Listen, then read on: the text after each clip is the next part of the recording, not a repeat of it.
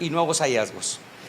Para poder entrar al tema, tenemos que reconocer en este diálogo que en qué punto estamos parados, porque, a ver, si hablamos de cómo, del redescubrimiento desde la construcción teológica bíblica de las fuentes para la comprensión de los ángeles en la historia bíblica y humana. A partir de este momento yo no me voy a meter a experiencias, sino que vamos a tratar de ser sensatos y serios sobre el tema. Porque yo he estado en diferentes plataformas donde la realidad es que se aborda el tema muy religiosamente o de una manera muy espiritualizada. Eso no nos va a generar nada. La idea es poder sentar algo, crear un contenido, que usted por lo menos tenga un criterio. Usted debe tener ya un criterio como teólogo, como pastor, con sus años, como líder, debe tener usted ya, más allá de una experiencia que no dudo que, como habló la pastora, todos tenemos experiencias angelicales. ¿Cuántos han tenido experiencias angelicales? De una o de otra manera. Bueno, pero ¿cómo lo explica el texto? ¿Cómo lo analizamos? Pues bien, lo primero es, ¿cuáles son las realidades de la enseñanza teológica sobre los ángeles? La teología no elimina el tema de los ángeles. Teológicamente, como esta no es una clase teológica de Biblia para hablar de ángeles, pero la teología no elimina el tema de los ángeles. Dentro de la composición, dentro del corpus teológico, hablar de ángeles es hablar de una de las fases, fórmulas, doctrinas elementales en donde está constituida toda la hegemonía bíblica. De manera toral, no podemos eliminar el tema de ángeles, por un lado. Por otro lado, tenemos que ver que uno de los grandes conflictos que estamos lidiando hoy es la carencia, por lo menos dejo ir, la carencia de una posición teológica y bíblica que sustente el ministerio de ángeles. Porque, hermanos amados, y vamos a abordar también un poquito de demonología en su momento, vamos a hacer el abordaje, pero la falta de un cimiento serio, constructivo, bíblico, es lo que ha hecho que en muchos ministerios desatiendan, ignoren o vean como el tema de ángeles, como tema de, con todo respeto, como tema de chiflados, como gente que vive una realidad imaginaria, cuando eso tiene una fundamentación teológica y bíblica. Ahora bien, los contextos que tenemos teológicos y críticos bíblicos, algo que hay vamos a llamarle, hay un estamento social en Guatemala, lo hay en México, lo hay en Estados Unidos, y los estamentos están establecidos. Por ejemplo, digamos, si tenemos una perspectiva pentecostal, una perspectiva neopentecostal, una perspectiva bautista o una perspectiva luterana, cada quien ya viene, según Santo Tomás de Aquino decía, que no se debería venir al texto para hacer una exégesis si uno viene ya prejuiciado. Ese es el tema. Entonces, la invalidez que podemos tener hoy es que venimos muy dogmáticos. Entonces, cuando uno fue dogmatizado, adoctrinado en ciertas composiciones de interpretación y llega el momento de abordaje del tema de ángeles, naturalmente lo que hay es un rechazo. Pero el rechazo, por ejemplo, cuando con mi esposa tratamos temas de adulterio en pastores, en líderes o en ministerios, a veces empezamos a evaluar por qué las personas caen en adulterio. No estoy perdiendo el hilo conductor, sino el problema de los pecados que se cometen tienen su base meticulosamente en su interpretación bíblica. Es decir, más allá que si el diablo fue o no fue el diablo, yo me permito pecados en base a lo que yo creo y considero teológicamente. Por eso la permisibilidad que tenemos hoy, actualmente, cuando yo he atendido matrimonios de ministros que han caído en adulterio, El tema no es más allá de reprender demonios y pedir perdón. No, el tema es que hay una destrucción teológica en esa persona. Ese pastor no tiene suficientes bases bíblicas. O sea, no podemos ir a abordar, vamos a abordar la caries de un diente. No, el problema no está en la caries del diente, en la raíz. Y la raíz de los problemas que la iglesia guatemalteca y mexicana están enfrentando hoy, Sudamérica, yo viajo por el continente, y el problema principal es la carencia de construcción bíblica en el corazón del ministerio. Y cuando tenemos esas falencias, cuando llegamos a estos abordajes, lo que hay es un rechazo. Pero el rechazo es sin razón. ¿Por qué? Porque a mí me dijeron que es malo, que es del diablo, que son cuentos. Es una irrealidad, eso no es así. Ahora bien, por otro lado, los aspectos dogmáticos.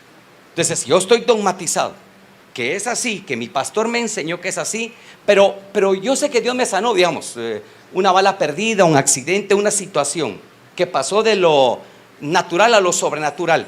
Pero pasó. Bueno, Dios es grande, hasta ahí. Pero si hablamos del tema de ángeles, inmediatamente levantamos un escudo, decimos, esto no sirve, esto no es de Dios. Bueno, pero ¿por qué no es de Dios? Si esto nadie, aquí ninguno puede decir que hablar del tema de ángeles es antibíblico. Nadie, aquí ninguno puede sostener eso. Es que no es antibíblico. Tiene un total sustentación teológica y bíblica. Aparte la experiencial, aparte la experiencia. Aparte, por ejemplo, yo fui víctima de un secuestro, no lo abordo y lo voy a abordar en la charla posterior. Hace 3 años a mí me secuestraron, fui a darle al apóstol Germán Ponce de Benecer, Honduras. Me pidió que le fuera a dar unas cátedras sobre ministerio de ángeles y todos los enunciados que usted ve de él en YouTube, esos fueron cosecha propia. A él se le otorgó. Yo me senté con él de 3 de la tarde a 1 de la mañana. En ese amanecer, luego salimos para Guatemala en una camioneta y ahí me sufrí el secuestro. 2 camionetas blindadas me atacaron con fusiles de asalto. No voy a contar el escenario, cómo fue, eso será después. Pero vamos, el secuestro fue Ticanlú. Si usted ubica en su mapa y aún puede encontrarlo, en internet aparece secuestro, Pastor Adolfo Zamora, ahí está el secuestro todavía, hay algunas luces, pero en mi ciudad, al que secuestran ya no aparece, creo que en México es igual. Ahí, uno mismo cava el hoyo y ahí el tiro de gracia y se acabó. Pues bien, a mí me iban a matar. Ahora, yo no trabajo para la maña, ni tengo armas, ni nada. ¿Por qué? Pues no sé. ¿Qué tiene que ver la frontera? Bueno, entendemos quién está detrás, pero el tema es cómo salí del secuestro. Si iban 5 hombres dentro de la camioneta cuando me levantaron, ¿cómo salí? Pues bien, pues un ángel entró y me sacó del carro del secuestro. Entonces yo puedo fundamentar, yo puedo hacer mi apología fundamentada desde la teología, Biblia y de la experiencia propia. Por eso yo no estoy construyendo desde la experiencia, estoy construyendo desde el texto. Ahora bien, por otro lado, tenemos que hacer reflexiones sobre el ministerio de ángeles y algunas interpretaciones. ¿Qué es lo que ha pasado con los ángeles en los últimos 40, 50 años? ¿Qué ha pasado? ¿Qué es lo que ha ocurrido? ¿Cómo se han visto? ¿Por qué? Vamos a evaluar por qué los rechazos. ¿Por qué ha habido tanto rechazo? Hay tanto que hablar. La verdad es que hay tanto que hablar. Y dentro de estas reflexiones, uno de los pilares es la interpretación. ¿En qué sentido? Por ejemplo, quiero hacer una consideración. Hacemos seminarios de demonios, que yo vengo de esa escuela también. Hacemos seminarios de demonios, hablamos de demonología, mariolatría y demonolatría y todo, excelente. Pero ¿dónde están los seminarios y congresos para estudiar el ministerio de ángeles? Que no hay. Pero nosotros le llamamos a un culto importante, bueno, al ver a un montón de hermanos revolcándose de demonios. Y a eso le llamamos culto.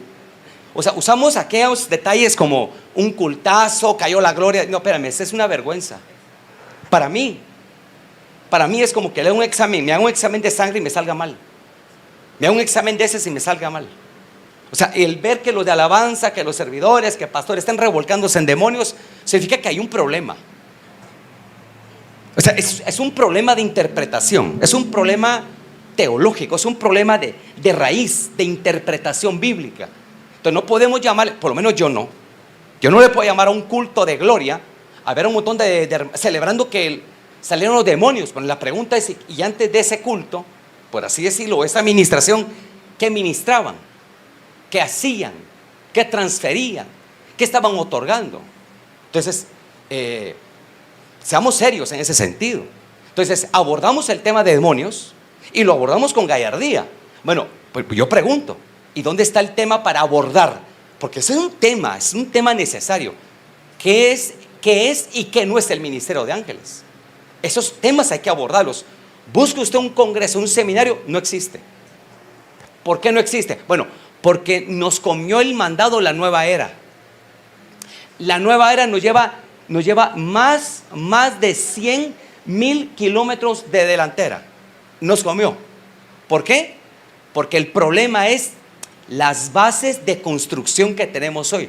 Miren, queridos hermanos, voy a hacer un abordaje ese es un libro que estoy construyendo ahorita sobre el cristianismo reciclado. Y lo que tenemos es un reciclado. En este tiempo es un reciclamiento, es el que tenemos. En temas de alabanza, en temas de las acciones pastorales, apostólicas, proféticas, lo que se ve es un reciclado. ¿Sí me ubica qué es reciclado? Estamos todos, ¿verdad? Reciclado, que es agarrar materia que no sirve, hacerle algún tipo de modificación y que vuelva a servir. Que los platos, que sea un plato, que sea un cubierto. Bueno, estamos reciclando. Y ese es el gran problema que estamos enfrentando hoy en esta nación. Y hablo de esta con toda propiedad y autoridad. Entonces, bueno, si hablamos de demonios y de ángeles, bueno, que no se habla, que no es un tema importante. No, es un tema como hablar de la segunda venida de Cristo, como hablar del tema del pecado, como hablar del tema de la justificación. Pues bien, el tema de ángeles es un tema que le pertenece a la iglesia de Cristo. Es un tema medular. No le puedo decir medular como central, sino medular como parte de un conglomerado de teologías que deben de hacerse la iglesia. La iglesia tiene que estar haciendo su teologización constante. Ahora bien, veamos uno de los problemas que enfrentamos. Quiero hablar sobre la historia, sincretismos, espiritismos, focalizando las estructuras precolonialistas y postcolonialistas y sus argumentaciones extrabíblicas. Mire esto. Quiero ir un poquitito a la historia para que nos pongamos a ubicar en tiempo y espacio. A ver, el problema que tenemos el guatemalteco y el mexicano, que somos lo mismo. Vamos, tenemos los mismos demonios, solo que con otro nombre. Es que es así. Es como hablar de El Salvador, de Honduras, de Costa Rica, que es lo mismo. Solamente cambia el pasaporte y cambia el tono de voz, pero es que es lo mismo. Por ejemplo, quiero citar, nuestros pueblos precolonialismo, antes de la visita, vamos a decir la conquista, que esa es la peor y más torpe expresión que pueden haber hecho los libros de historia. A nosotros nadie nos conquistó, y lo puedo sustentar. Un pueblo, la palabra conquista, según la Real Academia Española, es llegar, pero eso dependerá de la crítica del que lo está haciendo. Pero se para un español y dice que la conquista es llegar y actualizar a esta población, ordenarla, educarla. No, permítame. Para empezar, tanto México como Guatemala teníamos calendario perfecto. Y teníamos no calendario lunar, solar teníamos. No solar, lunar teníamos. Teníamos agronomía, teníamos manejo, cultura, educación, teníamos los estamentos sociales. O sea, de hecho, no necesitamos nada de España ni de nadie. Ya existíamos sin ellos. O sea, que hay que aclarar las cosas. Cuando yo me siento con historiadores, bueno, tenemos que sacar los lapiceros al sol. A nosotros no nos conquistaron. Este es un tema de debate. Pues bien, pero partiendo de ahí, ¿cómo era la cultura azteca o Guatemala, o los mayas, etcétera? Pues bien, aquí había una suerte de politeísmos, pero había un dios principal que era el dios Sol. que era el dios Sol, es el dios principal al que adoraban, etc. Pues bien, desde esa construcción, ellos, pues no había Nuevo Testamento ni existía nada, ellos entendían que había un Dios supremo, y no por ello lo vamos a condenar y decir, que se fueron al infierno. No, no, no. No, no, no. El texto dice que Dios pasa por alto las sazones y las ignorancias del hombre. Pero ahora vemos que la construcción de nuestros pueblos precolonialistas había una idea, una ideología muy espiritista, muy religiosa. Ahora bien, ellos tenían muchos dioses. Aparte de eso, cuando vienen los españoles, hay que ver las calidades de los españoles o los conquistadores que vinieron a colonizar. Por ejemplo, en Guatemala tenemos cuántas suertes de dioses. Por ejemplo, encontramos en México, por ejemplo, por citar, la construcción de la Virgen María. La construcción de la Virgen María fue una astucia perfecta de Fray Payo Enríquez de Zumárraga. Él fue el elaborador de tal construcción. ¿Por qué? Porque ya existía la madre, tanto en Guatemala estaba la madre de los mayas y la madre de los aztecas. Pero tenía que ver la manera de cómo esclavizarlos, quitando la cara de un monolito, quitando el rostro de un monolito de piedra madre a un rostro de una española muy refinada, con una operación y con una cirugía estética en la nariz perfecta.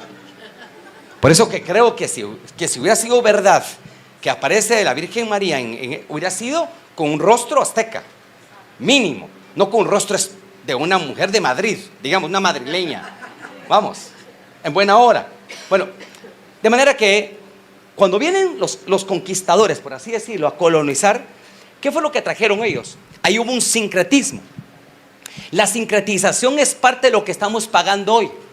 Por eso es que si usted nota, lo que se hizo fue sincretizar entre el catolicismo romano. Cuando los que estudian teología saben que hay 500 años de silencio, que es el reclamo que hacen los grandes teólogos de Inglaterra sobre lo que habla el papado romano de la cristianización en México, en los países conquistados. Hubo 500 años de silencio, y en esos 500 años de silencio no cristianizaron, ellos catequizaron. De hecho, hay un documento que reza allá en México, donde mandan el edicto para España y le dicen al rey Fernando de Aragón, le dicen que bautizaron 20,000 aztecas, que viene la palabra mexicas, viene la palabra mexicana, viene de los mexicas, y que los bautizaron 20,000 en un día. No, pero ¿cómo los bautizaban? Agarraban a los líderes comunitarios y les pegaban fuego. Después de pegarles fuego, le decían, bueno, ¿te rodillas ante la cruz y te bautizas o vamos con tu familia? Pues no, todo el mundo se bautizaba. Así se bautizaron también en Guatemala. Entonces, por eso es que no trajeron la Biblia. Ellos vinieron a imponer un sistema en medio de nosotros. Pero, ¿qué fue lo que hicieron? Fue sincretizar. Al sincretizar, ¿qué es lo que tenemos hoy? Entonces, por ejemplo, cito, San Simón, por ejemplo, San Simón en Guatemala. San Simón, ¿qué es? Es un santo que lo que hicieron fue cambiarle la posición de monolito guatemalteco indígena maya, y lo transformaron en un hombre, bueno, que tiene facciones humanas, pero de fondo sigue siendo el mismo. Igual pasa en todos nuestros países que fueron parte de la colonia española. Entonces lo que tenemos es que tenemos una cultura muy dada al espiritismo. Eso yo quiero asentar en medio de ustedes. Por eso es que usted ve que nuestros pueblos tienen que ver con tanta brujería, con hechicerías, pero eso son herencias que traemos. Por eso usted habla, por ejemplo, ¿por qué cree que pega Chucky, pegan todas las películas oscuras y todo eso? ¿Por qué? Porque tenemos un toque subliminal con el más allá, con el mundo oscuro, y tenemos esa tendencia. Esa tendencia, ¿de dónde viene? Viene parte del sincretismo que traíamos de base, de raíz, más lo que trajeron los españoles, y etcétera, etcétera, que fueron mezclándose en medio de nuestros pueblos.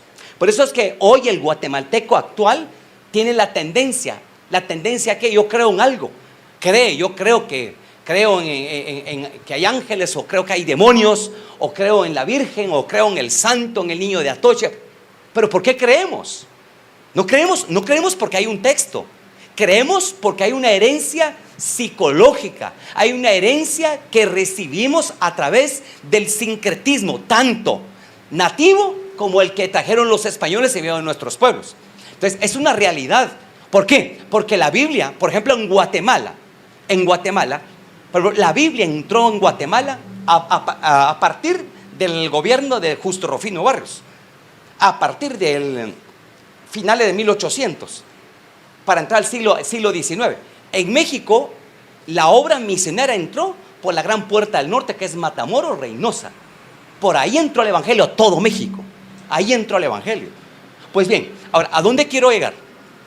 A donde quiero llegar es que, bueno, en esta base lo que quiero ubicar es que tenemos una historia sin Biblia. Si usted nota, y ya lo vamos a reubicar, tenemos una herencia religiosa sin Biblia. Tenemos una herencia mística que no tiene ninguna sustentación bíblica. Por eso yo me paro hoy a hablar de ángeles. Yo me la repensé cuando me invitaron. Me la repensé. ¿Por qué? Porque no es fácil tocarlo. Porque se lo digo porque me ha tocado en diferentes estamentos. Hay choque, hay molestia, provoca reflujo en algunos, náuseas en otros, malestares en otros. Pero el problema es sencillo. El problema es la idiosincrasia, la cultura y la herencia que tenemos. Pero bueno, sustentemos, porque las cosas hay que tener argumentación. Y no hay duda de que de repente alguien pueda discrepar. Absolutamente está en su derecho. Yo no vengo a imponer una modalidad ni un pensamiento, simplemente vengo a hacer una apología y usted al final saca sus propias conclusiones. Ahora, tenemos el sincretismo a partir de la conquista y, por supuesto, la ausencia teológica. Tenemos una adoración a los santos. Por ejemplo, la adoración a los ángeles. Si el texto dice que los ángeles no pueden ser adorados. Bueno, ¿pero por qué hay adoración? Bueno, porque hay que hacerlo. Esa es parte, esta es parte del coloquio que se fue desarrollando dentro de las fórmulas del Vaticano para poder tener a la gente contenta y amarrada y tomada. Pues bien, adoren a San Miguel Arcángel, San Pedro Apóstol, al niño de Atocha, al perro aguayo, a todos hay que adorarlos, todo que tenga alas. Pues. Adoremos a medio planeta. Es decir, que no hay problema. Que no hay problema. La adoración de los ángeles no nació en Guatemala. Eso viene desde Alemania. Eso viene desde la Suiza, desde Ginebra. Eso viene desde España. Eso no es nuestro. Eso viene heredado. Porque ¿cómo vamos a hablar de ángeles nosotros si antes en la cultura maya no habían ángeles? Entonces no podemos hablar de ángeles tenemos que hablar de ángeles a partir de la conquista, a partir de la colonia. Tenemos que hablar, a partir de ahí se habla de la construcción. Se dice teológicamente que a partir del siglo VIII se empezaron a hablar más de ángeles en toda la Europa medieval. Ahora, yo solo lo que quiero es como mostrar perfiles a todos ustedes. Ahora, aquí quiero mostrar esto. Entonces, dentro de la idea que se va generando es que hay ángeles que pueden ser adorados. ¿Por qué adorar ángeles? Ese es el cuestionamiento. Bueno, no tenemos el tiempo para hablar todo ello, pero es parte del devenir que tenemos. ¿Por qué? Yo he tratado con muchos pastores y pastores dicen, mire, yo no me meto al tema. Por ejemplo, un pastor dijo, yo no me meto con los demonios para que no se metan conmigo. Ya lo tienen en el calcetín. Segundo, yo no me meto a hablar de ángeles porque va a causar malestar. No hay problema. Pero parte de esto tiene que ver los paradigmas, las dogmáticas, las confesiones de fe. Parte de eso tiene que ver de dónde venimos, nuestros trasfondos educacionales, teológicos. Y tenemos que ser muy serios. La mayoría de ministros hoy no han pasado por las aulas teológicas. Ese es uno de los grandes problemas que tenemos. Tenemos carencia de pastores y pastoras académicamente preparados. Y ya voy a entrar por ahí. No, es que parece que no se ve. Parece que no es importante. No, sí es importante. Mire, ¿y sabe por qué es importante? Voy a citar dos personajes y los subrayo. Por ejemplo, Martin Luther King. Martin Luther King lleva el nombre de Martín Lutero y lo hizo adrede y a propósito. Probablemente iba a ser del Partido Demócrata el primer presidente afroamericano de los Estados Unidos. Ahora, pero la pregunta es, ¿cómo surge un Martin Luther King? Adelante lo voy a mostrar, pero surge como en medio de una crisis social. Nótese. A partir de que a una negra no le permitieron sentarse en un asiento de un bus. Ahí empezó el problema. Pues bien, pero la voz de Luther King era la voz de un doctor en teología. No era un gato de esquina. No era porque Jesús me llamó. No porque me leí el Nuevo Testamento. No, no, permítame la guitarra. Estamos hablando de un doctor. O sea, a partir de ahí tenemos que ser serios y entender que la responsabilidad de hablar de ángeles hoy, no quiero que el tema sea como místico, como, de experiencia. No, no, no. Por otro lado, el segundo elemento es Martín Lutero. Y Lutero, más allá de los elementos que se generaron en el siglo XV, pero Lutero era un doctor también en teología. O sea, estamos hablando de que no podemos traer transformación a una nación si el ministro no ha pasado estrictamente el estudio serio de la palabra. Y claro, es respetable quien no pasó. No, pero si puede usted, edúquese. Hágalo por amor a su nación, por amor a su comunidad de fe. Edúquese. Invierta en una universidad seria, no marca Patito, que anda dando títulos de gato y marca Mickey Mouse. No, edúquese. Edúquese seriamente. Ahora, también se ubican a los ángeles como mediadores entre Dios y los hombres. Usted lo ha visto. Ven en la iglesia, le pido al niño de Atoche, luego pido San Gabriel, San Patricio, se le pide a todos. Pues es el pensamiento que tenemos. Ahora, ¿por qué? A ver, explico por qué lo estoy tocando. Por ejemplo, si yo digo hamburguesa ahorita, yo le aseguro que cada uno de ustedes, yo digo hamburguesa, su subconsciente en automático, no sé si ya tiene hambre, ya debe tener hambre, pero si yo digo hamburguesa, de pronto el siervo del Señor dirá con papas, ella dirá con Coca-Cola, ella dirá, bueno, dietética de pollo, ella dirá, no sé, de carne de res, no sé. Pero de repente yo estaba pensando en las hamburguesas de, ¿cómo se llama? Vamos,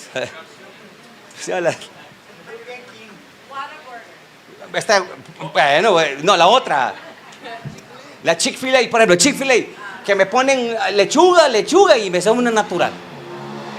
O sea, aunque yo dije hamburguesa, ya ve que no es lo mismo, porque aquí vemos diferentes ideologías y pensamientos, y no todos procesamos la información de la misma manera.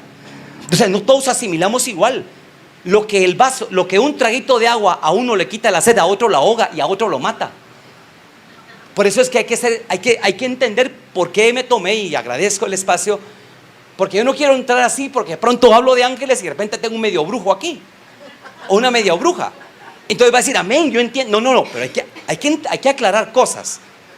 Ahora, quiero pasar a otra fase que es, voy rapidito porque hay varios que abordar: ángeles, demonios y doctrina. Ángeles, demonio y doctrina. Entonces, quiero hacer algunas críticas. Gracias. Quiero hacer algunas críticas constructivas en medio de ustedes. A ver, para empezar, todos salimos de alguna manera, como su servidor, plagados de demonios. De ahí salimos, infestados, etcétera, etcétera. Bien. Pero ¿cuántas obras de liberación ocurrieron con la mente hueca? Voy a explicar de nuevo. Pablo argumenta en la carta a los Corintios que por la locura del mensaje predicacional, el Señor da salvación a los creyentes, y en particular habla de los gentiles, entre comillas, goyim en hebreo, y en castellanización, en la transliteración serían los infieles o los impuros, que esos somos nosotros.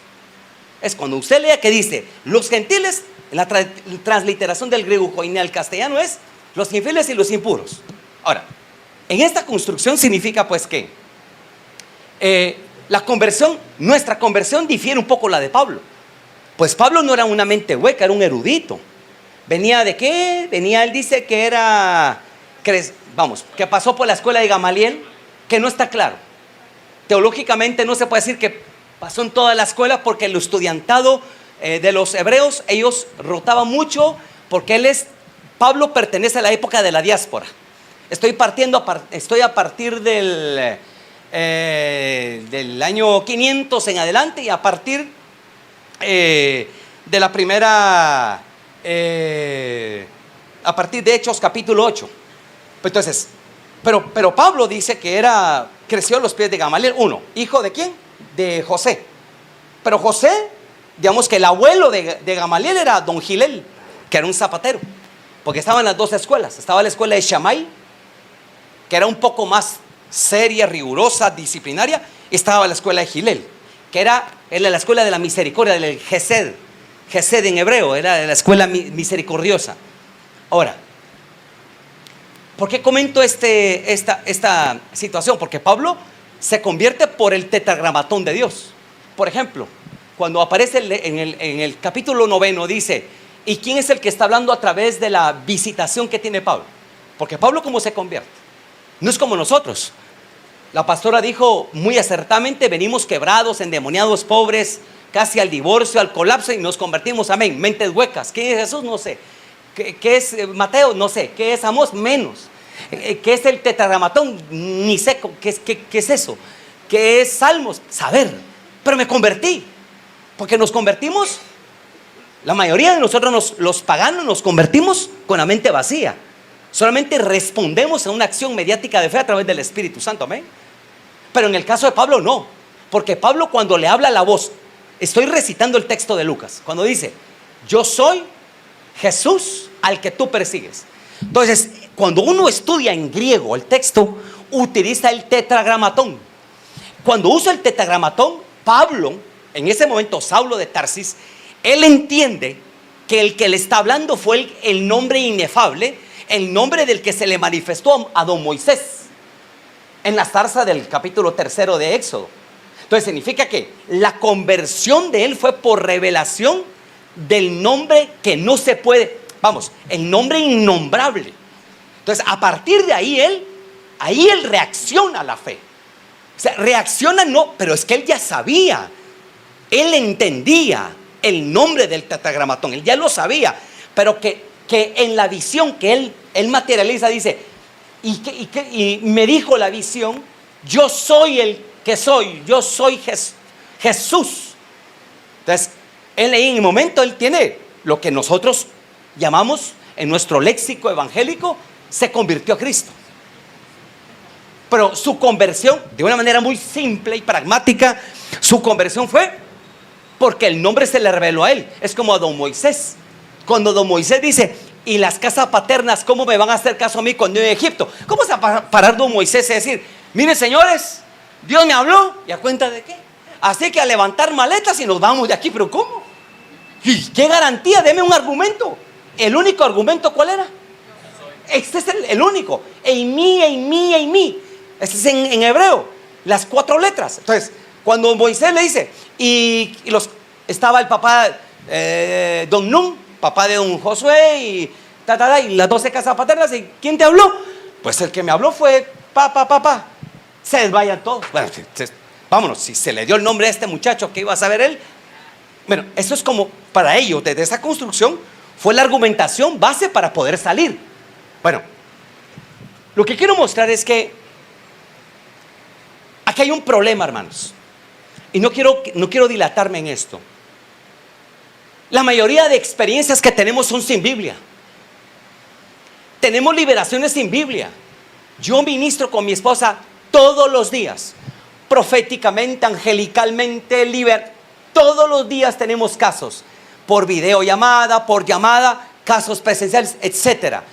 Pero los casos, si usted es alguien que atiende casos, sabe que las personas sigan como el enfermo ante el doctor. No saben quién es el anestesista, no saben qué se dispone y barriga arriba y vámonos. Es una realidad, nadie sabe lo que le van a hacer en la cirugía. Pues bien, de eso estoy tratando. Vamos a ser ministrados y no sabemos. La gente no sabe por qué va a ser libre. Y tiene razón, porque puesto que no hay conocimiento. Ahora, pero como no hay conocimiento de causa, no podemos ser así con los ángeles. Es que no podemos, tenemos que conocer. Tenemos que tener bases, tenemos que tener argumentación, tenemos que tener conocimiento para abordar el tema. ¿Por qué? Yo he estado en México miles de años, miles de veces. Y México es un país altamente espiritualizado. Entonces, todo el liderazgo de México tiene que tener bases para poder encarar. Porque se levantan y se levantan duro. En México no se levantan suave, se levantan duro. y atacan y de frente. Bueno, hay que tener bases. No solamente cruz, cruz, que se vaya al diablo y venga Jesús. No se trata de eso. Se trata de argumentar. Se trata de argumentar. Por eso es que cuando estoy hablando es que hablamos de demonios y liberamos pero paremos un momentito. Quiero ubicar en tiempo y espacio esto. Guatemala, digamos que ha tenido brotes verdes en los temas de demonización y demonios, etc. Bien, la práctica de la administración de liberación no es muy recurrente hoy en el pastor clásico guatemalteco. Casi no se ministra liberación. Hay otro tipo de placeres que los pastores tienen al día de hoy. Y ojo, placeres. Son incompetentes. Ojo, pues. El tema de la demonología o la liberación, al principio no se aceptaba. Porque hablar de demonios hoy, sí, mire, siglo XXI, a la fecha 2024 estamos. Todavía hablar de demonios para algunos es problema. Hablar de demonios es problema para algunos todavía, que no lo creen. Bueno, otros que se meten. De hecho, mi esposa licenciada en psicología clínica con una especialización en salud mental. Yo, por ejemplo, ahorita ya cerré mi doctorado en teología. Estoy ahorita elaborando mi tesis doctoral para presentarla en un año. Entonces, como profesionales abordamos. Y hago la aclaración. ¿Por qué? Bueno, porque, a ver, si nos vemos el campo, si usted ve los predicadores de fama, la burguesía, el elitismo en Guatemala, en México, no hablan de demonios. Y por ende, y voy corriendo, si no se hablan de demonios es porque no quieren tocar el tema del pecado. Es imposible abordar el tema de la jarmatología de una manera constructiva, hablar de demonios si yo no estoy abordando el tema del pecado. Entonces yo no puedo hablar, así que el demonio, no, vamos a la raíz, que es el pecado. A partir del pecado podemos echar fuera demonios. Pero hablar del pecado es meterme en problemas con LGTBIQ y más, es meterme con las parejas así. Entonces hay otros flancos que ahorita vamos a ver, otros flancos que hay que poner. Por eso es que no nos metemos al tema. No nos queremos meter al tema. Ahora, vea pues, el tema de demonios más o menos se ha asimilado hoy, más o menos. Algunos liberan, que se va afuera, en nombre de Jesús, y la gente cierra sus ojos, levanta su mano, ese es un asalto. Y la gente va, digamos, se va medio liberada. Pero insisto, que apenas tocamos el tema, sin una seria estructura bíblica para abordar el tema. Y si me tocara, por ejemplo, abordar el tema de los ángeles, peor, que no hay. Ahora, tiene que haber un resaneamiento. Y quiero abordar una construcción que está en Juan capítulo 3. Si usted lee, tal vez no hoy, pero por lo menos le doy la directriz y usted lo elabora en casa. ¿Cuál fue el diálogo entre Nicodemo y Jesús a las 2 de la mañana de esa madrugada? Para empezar, y eso tiene que ver con todos los pastores. Por ejemplo, Nicodemo asumo por la construcción de historia que Nicodemo le duplicaba la edad a Jesús. Si la tradición, que yo no tomo la tradición, pero voy a usar la tradición como punto de partida. La tradición, Jesús tenía que 31, 32 cuando habla con Nicodemo. Entonces Nicodemo tenía que haber tenido, no sé, vamos, 65, 70, por ahí. Maestro, vamos, de los maestros en la localidad de Israel, del Sanedrín, bla, bla, bla, bla, bla. Pues bien.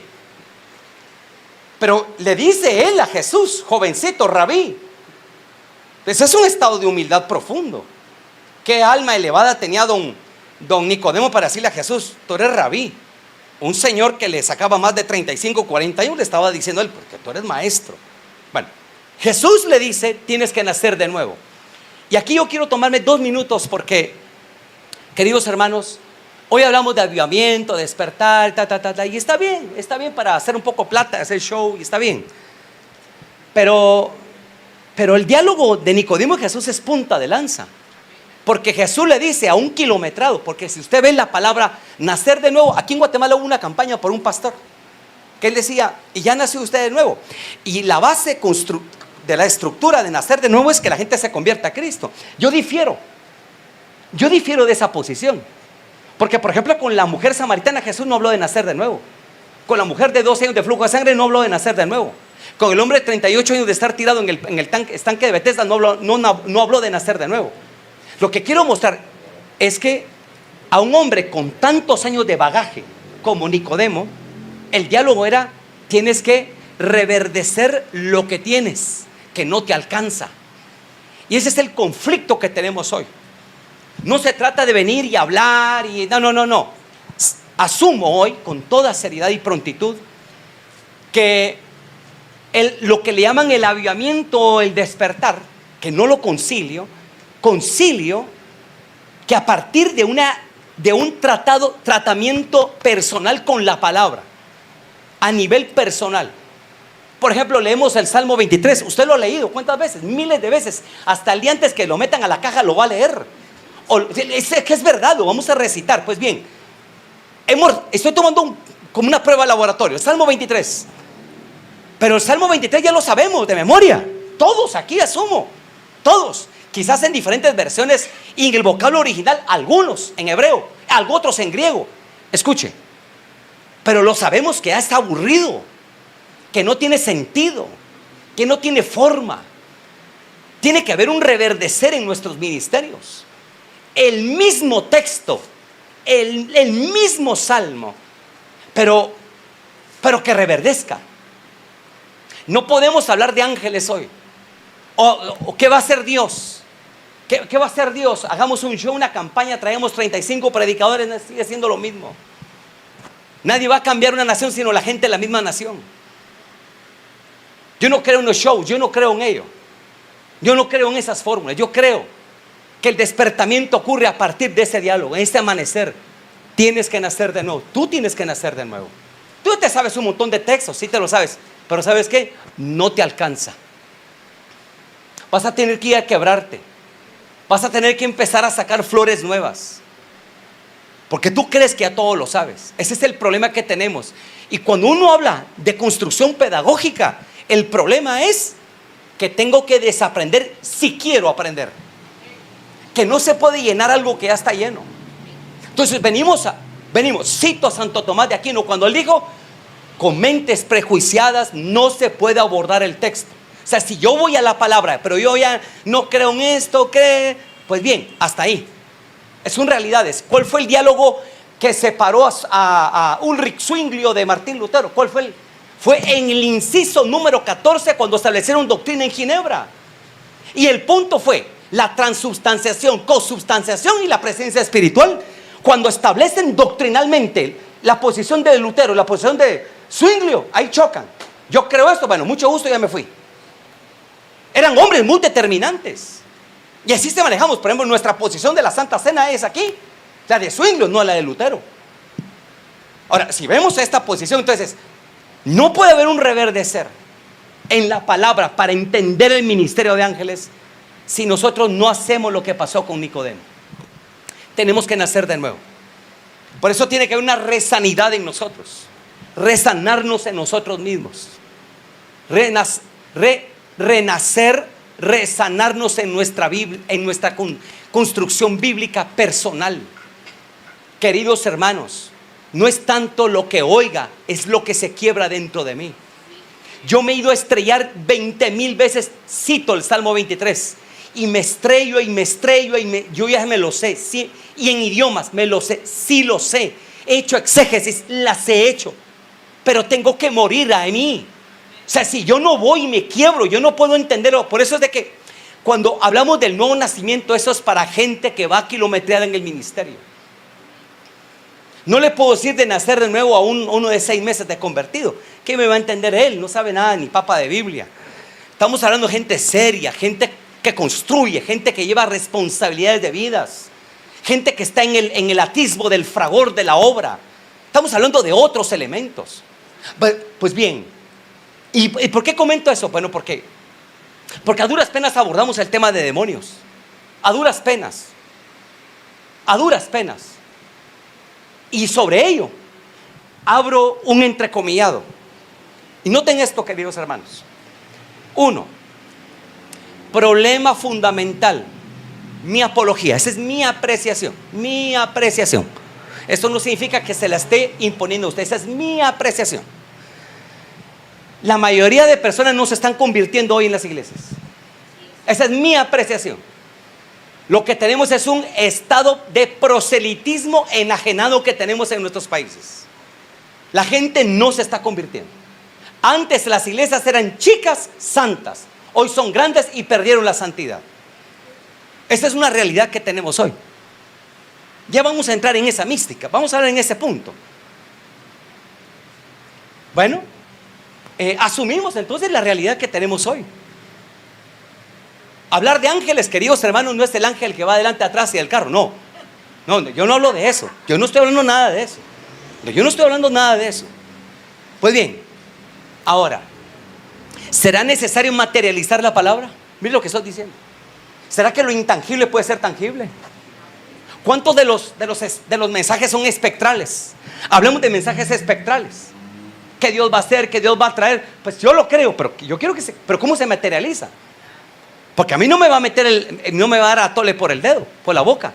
No me va a traer más espejitos para que yo le dé oro. Argumentaciones de los españoles con los mayas. Se llevaban el oro y daban espejito a cambio. No. Hay que materializar cosas. Parte de la frustración que hoy tiene el pueblo evangélico es que pareciera que no se materializa nada, que solamente es como una utopía esperanzadora de cosas. Hay que materializar cosas. Hay que ponerle ruedas, llantas, patas. Hay que ponerle estructura a esto. Por eso vuelvo al tema. Mire, vuelvo al tema. Así que hablemos de los ángeles, si tienen uñas, si se las pintan, si tienen alas, no tienen alas, las repliegan, las esconden. Permítame, las cosas tienen que tener una sustentación, tienen que tener forma. Por eso es que parte de este devenir de mensajes que usted ve, mire, y perdone, con todo respeto, se paran, nadie argumenta y amén, y todo el mundo amén, pero nadie piensa. Es que nadie critica, nadie puede disentir. ¿Pero por qué dijo lo que dijo? ¿Qué hacen los de Berea cuando llegó Pablo? Usted que ha leído el texto, ¿qué hacen los de Berea?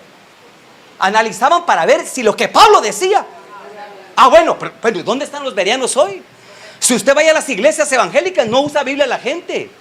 Si la gente ya no lee la Biblia, tenemos un corpus evangélico analfabeta, que es una realidad que tenemos hoy. La gente no sabe de Biblia. Por eso es que vemos la migración de gente de aquí para allá, el adulterio, que el pastor es mi bendición, porque toda la gente se vino para acá.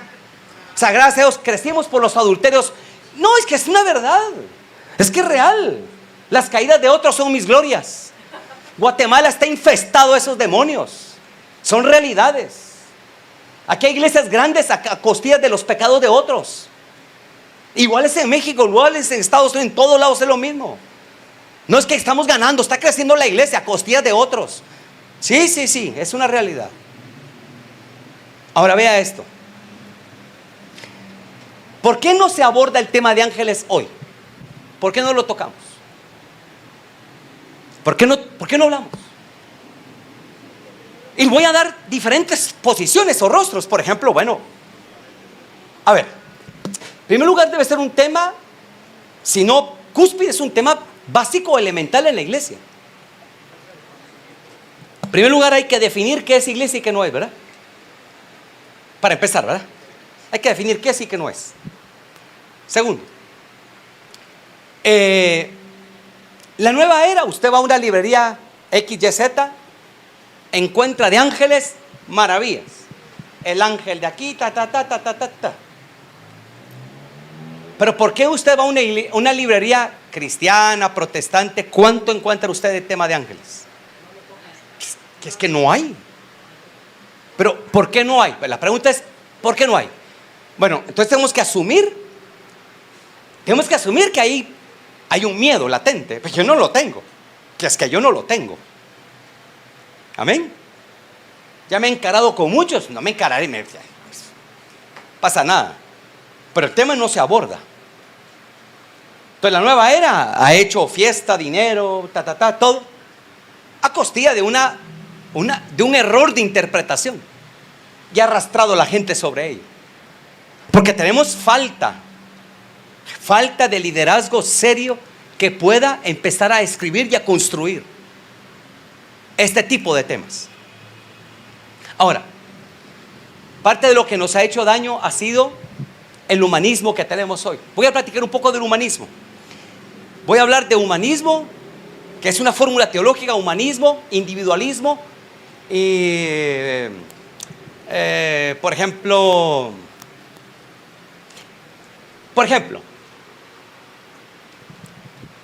la teología y parte de la teología de la prosperidad que hoy tanto daño nos ha hecho.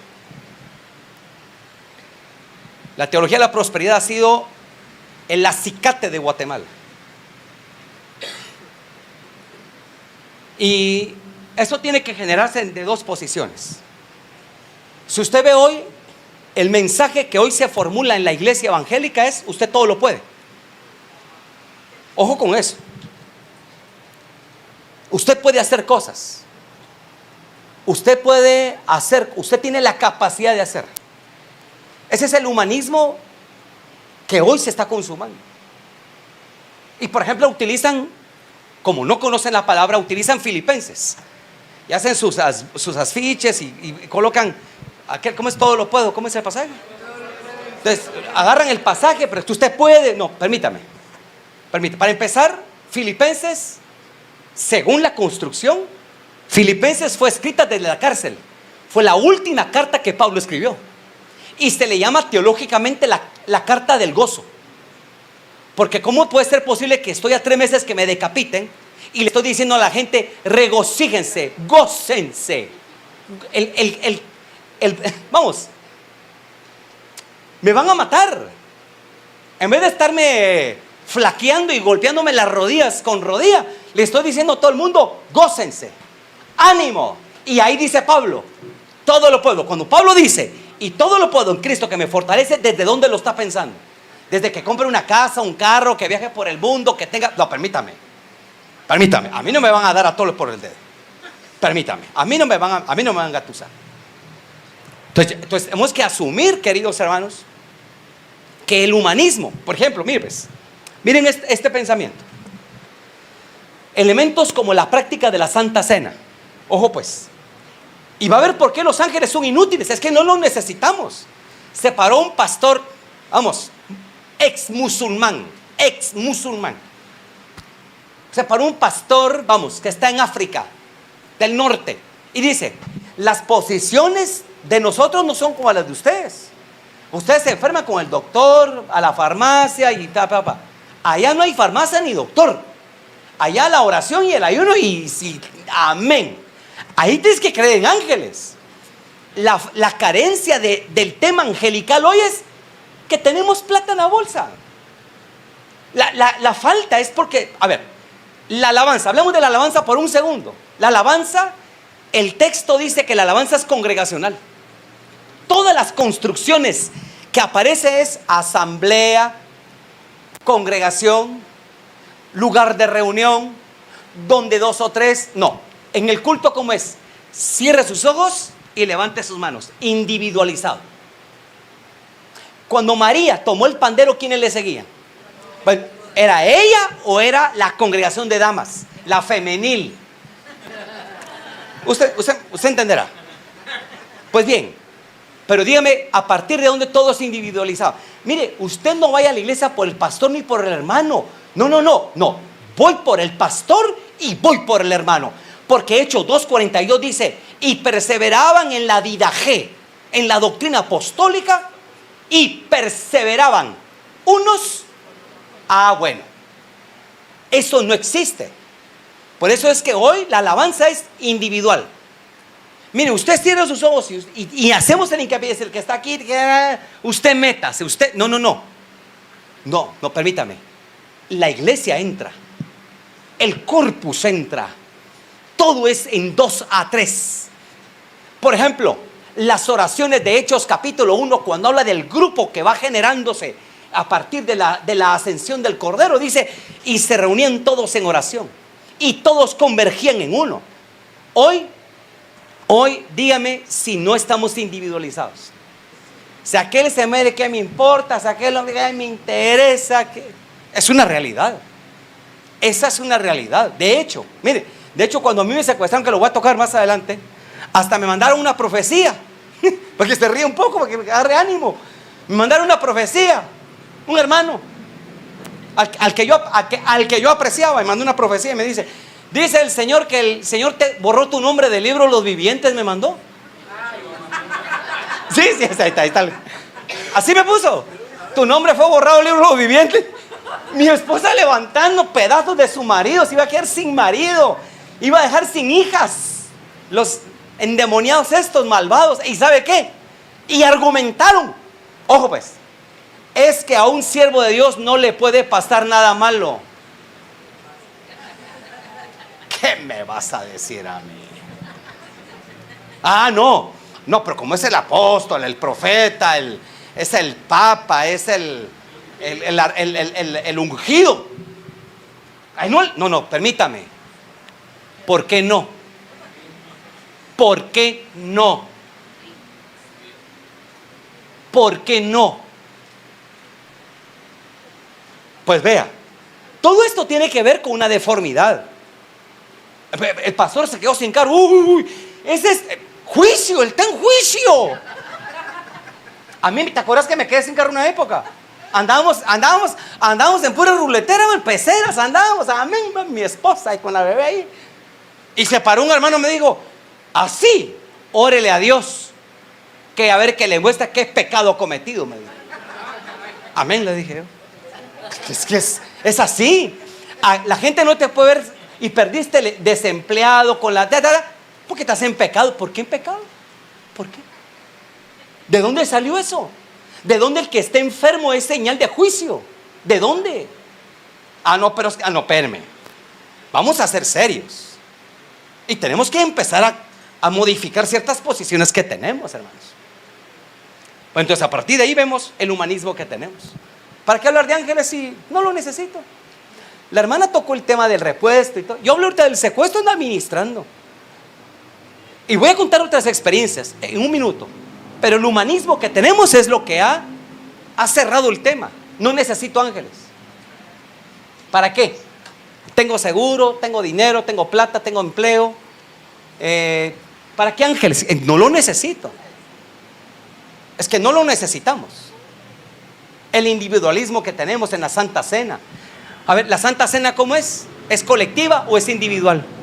Es colectiva.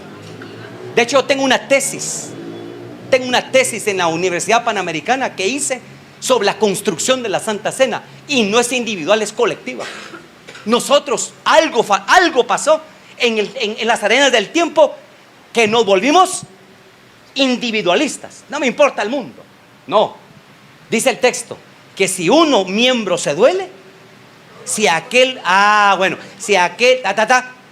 que se muera y las ovejas de él, bienvenidas a su reino. Sí, son realidades. Y nos reímos porque son verdades. Son realidades que estamos viviendo hoy. Ahora para ir casi terminando, ¿por qué es importante hablar de ángeles hoy? Yo con esto termino. Ya me pusieron la señal del alto. Yo sé que está cansado. ¿Tienen calor?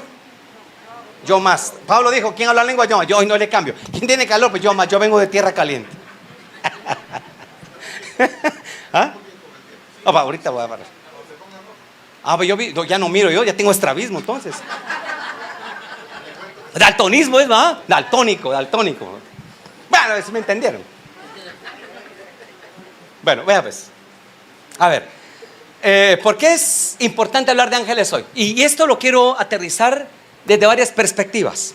A ver, lo que voy a hablar ahorita tiene que ver con perspectivas de geopolítica, reino, ciencias sociales y descripciones de las realidades actuales. Empecemos. Estados Unidos está en una recesión actual. Javier Milei, el presidente nuevo en Argentina, ahorita tiene 16,000 personas desempleadas y la meta son 22,000 a nivel de estado.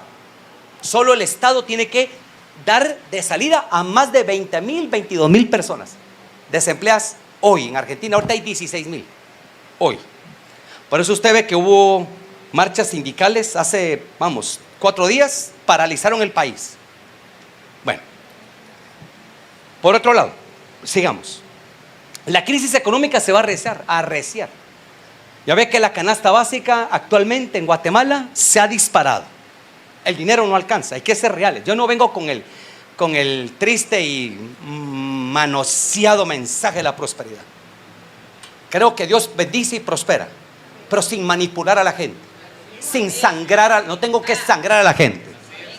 No voy a sangrar a nadie, no me dedico a eso. Gracias a Dios comemos con mi esposa y la pasamos bien, sin andar sangrando gente. Otra vez, mira esto. La canasta básica en Guatemala, la acaba de decir el ministerio que controla eso, que está basada más o menos, pobremente en Guatemala, pobremente está en 850 quetzales al mes. 800, que sean $100 y pico al mes, lo más simple. Hablo de unos huevitos y frijolitos y quizás recadito de pollito, que no alcanza el dinero, señores. Si usted le alcanza, gloria a Dios. Pero nuestro medio país guatemalteco cristiano sufre de carencias económicas, son realidades. Y no hay política que lo vaya a arreglar, eso es lo peor. Ningún gobierno va a arreglar esto. Es que no se va a arreglar. Ya ve la guerra que tenemos en Ucrania a un lado, tenemos la guerra que se está liberando allá en Israel también. Todo eso está generando, hay una política que se está controlando desde las Naciones Unidas, desde la ONU. Yo no tengo el tiempo para hablar, porque ahorita se está generando un pensamiento político de control de naciones a través de ellos. Por eso usted ve que quienes controlan la salud a nivel mundial, la ONU. No, o sea, es decir, que aunque un país tenga el ministro de salud, por así decirlo, ya no existe. Los que controlan la salud vienen de arriba. Los que controlan la educación, de arriba. Todos lo están controlando ahora. Ahora, vea, ves. Hay una crisis política en nuestros países. La crisis del COVID-19, ¿cuántos estuvieron a punto de morirse con el COVID? Levante la mano. Yo pasé 27 días malo. Yo sí, 27 días.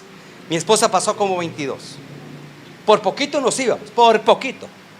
Aquí le estoy cantando porque la misericordia me tiene aquí para dar lata.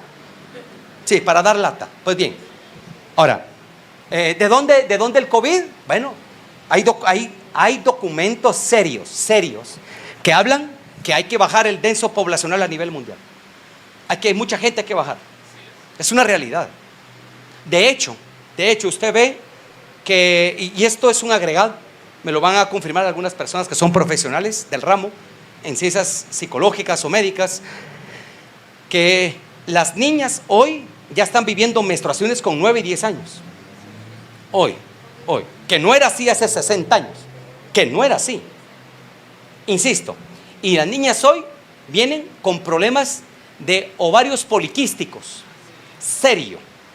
Niñas que no han tenido relaciones sexuales, sus ovaritos ya vienen encapsulados o enquistados de esa fórmula. ¿Por qué? Bueno, ¿y de dónde viene eso? Porque es una esterilización en masa a nivel mundial. Eso viene a través de todos los alimentos que ingerimos. Todos los alimentos ya vienen preparados. La carne, los huevos, los vegetales. Hay una programación mundial para que no haya reproducción de nuevos seres. Es una realidad. Pero eso, hermanos amados, estoy tocando puntos. Son temas de salud, temas de solvencia económica. ¿Qué más? La realidad, nos pueden matar. A mí me secuestraron. En México he tenido 3 frentes. Una vez estábamos allá íbamos de Veracruz para Ciudad de México y en Puebla. Antes de llegar a Puebla hay un lugar que se llama las cataratas o las cumbres. Ahí nos encañonaron un grupo armado. A mis hijas y a mi esposa nos encañonaron con armas de alto calibre. Era mira telescópica, láser punto verde. Nos encañonaron. ¿A quién andaban buscando? No sé.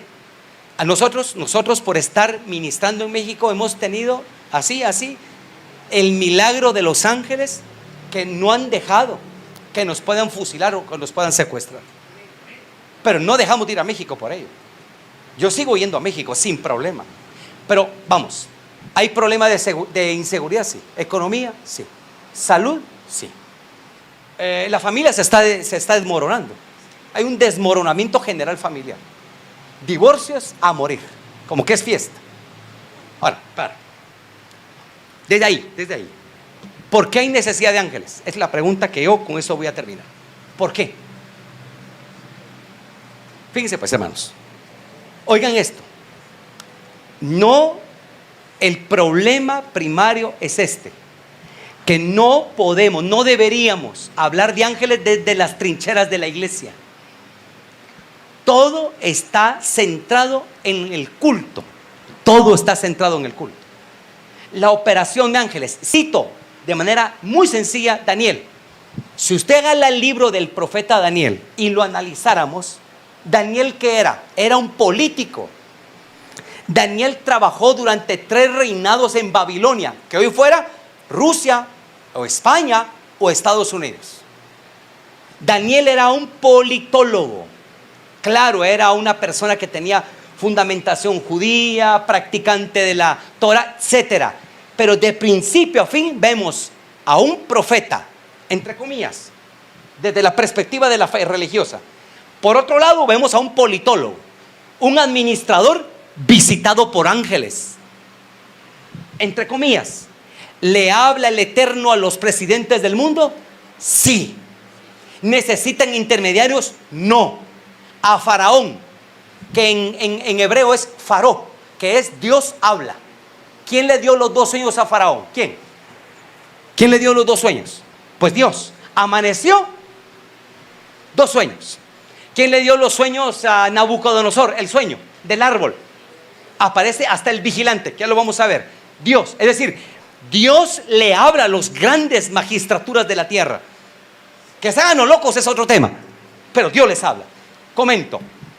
Entonces, ¿cómo podemos hablar de ángeles hoy desde una capilla católica, desde una capilla evangélica? No, señores, hermanos. Los ángeles están íntimamente regulados para personas que van a estar en el poder mediáticamente en la política. No solamente hablo de un pastor, de una hermana, un hermano. Eso tiene que ver con la educación, tiene que ver con la salud mental, emocional, todo. Vemos ahorita le explico, la manifestación de los ángeles. Por eso le dije yo, hay que aterrizar la palabra. No puedo dejarlos en el aire a ustedes. ¿Por qué? Porque un Daniel que respondía a un gobierno, que respondía a una nación llamada Babilonia, ¿qué fue lo que a él le suministraba información? ¿Qué le suministraba direccionamiento? Pues un ángel, uno o más ángeles.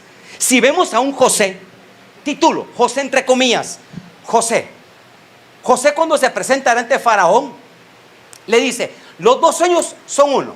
Y le da la interpretación. Lo que Dios, y dice Dios, y es y dice Faraón, ¿y qué hacemos para enfrentar los tiempos de hambruna? Provéase, estoy en el 41 versículo 33 en adelante. Provéase de un varón recto, fiel, que administre. Bueno, se quita el anillo y se lo pone a él. Empieza él a preparar silos. ¿Quién le dio eso a José? Pues el ángel. La intervención del ángel en José. O sea, el ángel estaba interviniendo en José en asuntos de Estado, en asuntos de gobierno, en asuntos de política, en asuntos no solamente de los hermanos. Asumamos, somos hermanos, pero cada uno tiene un papel social que asumir. Todos aquí tenemos un papel allá afuera que asumir. Aquí venimos a redefinir, pulir, limpiar, ubicar, afinar, ventilar, pasar por algún colador. Pues bien, saliendo de aquí cada uno vuelve a su quehacer y tiene que hacer aportes.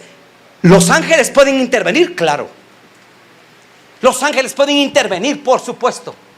Pueden intervenir como médico, como psicólogo, como psiquiatra, como pedagogo, como político, como pastor, como salmista. ¿Dónde no puede intervenir la operación angelical? Los ángeles son necesarios. Entonces yo no puedo desvincular, divorciar, separar a un Daniel. ¿Qué veo? ¿Qué ve usted en José? Quitémonos ahorita Quitemos la corbata pentecostal por un rato. Vámonos a la época de José. ¿Qué ve usted en José? ¿Qué ve usted en Samnat Panea? ¿Qué vemos en él? Al ministro de Recursos Económicos, agroindustria, agroveterinaria, no, qué sé yo. ¿Qué ve usted en José? Le presento a don José, no es el profeta, no. Él es el que está administrando el tema alimentario de Egipto. Pues bien, significa que en este periodo los ángeles van a ser vitales para todos nosotros. Dios tiene un plan especial para ti. Dios quiere usarte en la academia, como profesional, como madre, como creyente, como líder evangélico protestante, como líder comunal social. Tienes que tener idea de los ángeles, cómo intervienen, cómo operan y cómo se manifiestan. Que todo mi diálogo de esta hora no haya sido en vano. Que no sea un misticismo más o menos con algunas ventilaciones evangélicas de espolvorear algunos versículos. No, si ve, he hablado Biblia. Tal vez no saqué una retajila de versículos, pero he hablado Biblia. Y yo quería colocar esta propuesta a ustedes de animarles. Mi participación primaria hoy es hiperventilar, reanimar, no imponer, sino animarles. Vengo con un sentido estrictamente de reto para usted. Su país, su nación lo necesita. En su papel que usted protagonice. Su nación, no solamente su iglesia, su nación, su gente necesita. Pero necesita usted intervenciones angelicales. El ángel tiene que ver con producción alimentaria, sí. El ángel tiene que ver con riegos, tiene que ver con tratamientos médicos, tiene que ver. Ahora, usted se pregunta por qué Israel tiene los últimos premios Nobel de ciencia, de medicina, los tiene Israel. ¿Por qué los tienen ellos? ¿Por qué? ¿Por qué no los tiene otros países? ¿Por qué no tienen ellos? Tiene que haber algo, ¿no es cierto? Tiene que haber una idea, un sentido, una espiritualidad, visitaciones de Dios para ellos. Queridos hermanos, estamos en una era y un tiempo trascendental en Guatemala, en México y en Iberoamérica. Tenemos que empezar a salir de las trincheras, de las catacumbas. Tenemos que empezar a posicionarnos. Posiciónese. Todo lo que Dios le ha dado a usted para no esté invisible, salga adelante. Dios tiene que traerle revelación, no solo para quitarle el dolor de panza a doña Chonita y a don Tomasito, y que el ángel le diga: dice el Señor que estoy con vosotros, pueblo mío, feliz Navidad y próspero año nuevo. Ya, salgamos de ahí, por favor. Hay elementos proféticos vitales que necesitamos en nuestras ciudades. Hay elementos vitales, construcciones. Los profetas de hoy tienen que ser maestros en Biblia, teólogos que construyan. No hablo solamente dice el Señor. Igual podemos profetizar, claro. El tema no es profetizar, no, hagamos el elenco profético congruente que necesitan nuestras ciudades.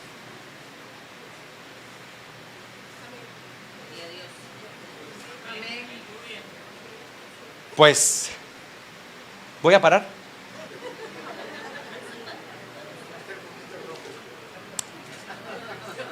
Ánimo en el corazón a todos. Un aplauso al Señor, por favor.